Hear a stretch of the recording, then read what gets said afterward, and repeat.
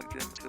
What this app does is, essentially you type into the text box a story, click enter, and then AI continues the story for you. So it's almost like an infinite Dungeons and Dragons where you can do anything you want and see what path it takes you down. So I got to thinking, would this be able to be applied to virtual reality? You are watching Disrupt. So let's start off. Let's imagine we have a base. Then we have a program that is running text to speech, so we can populate this world with different characters that can talk any line that they're given. I have always depended on the kindness of strangers. Then we ensure that the reality is sort of generated, like this upcoming clip by research scientist Ting-Chung Wang at NVIDIA. The frames that you see is not rendered by the graphics engine.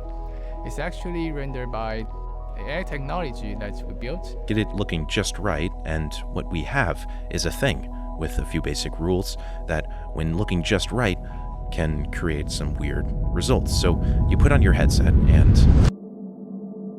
Welcome. To begin your story, please complete the following sentence. I am a skeleton living in New York with a day job flipping hamburgers. Suddenly, a 3-foot-tall green alien knocks on my door.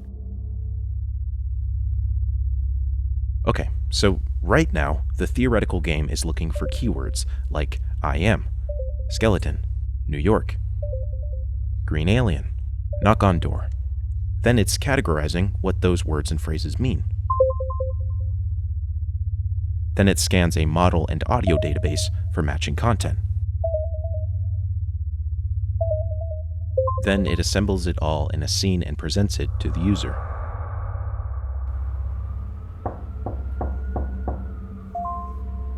Who's there? Hello. Hi. How much for dinner? $5.25, please. All right. Goodbye. So that was a conversation generated by AI and read by a human. So what happens next is then continued by the player. I want to wake up. So on the left side is what the AI Dungeon app has generated. On the right is the hypothetical scene output. I grab a bat and confront the robber.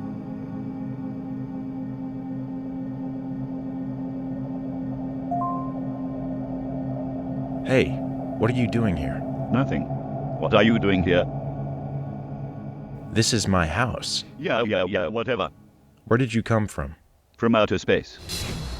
So basically text is being transferred from the player to the computer via voice recognition.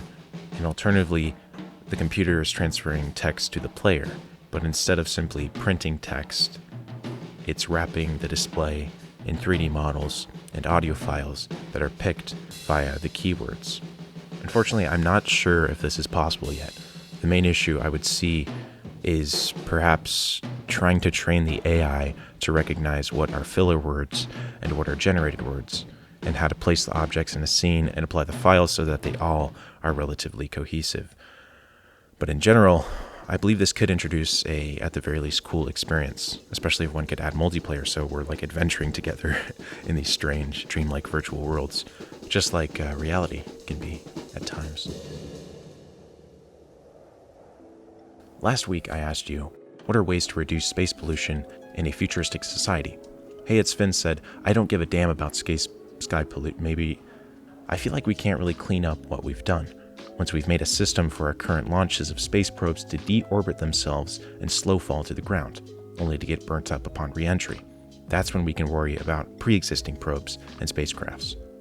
Creek Grease said, some ways we can reduce space pollution in Earth's orbit are to coat the satellites in a non-reflective substance, but we have to make sure it doesn't absorb too much heat. If that doesn't work, maybe tell the astronomers to wait until the satellites are covered by Earth's shadow. This week's question.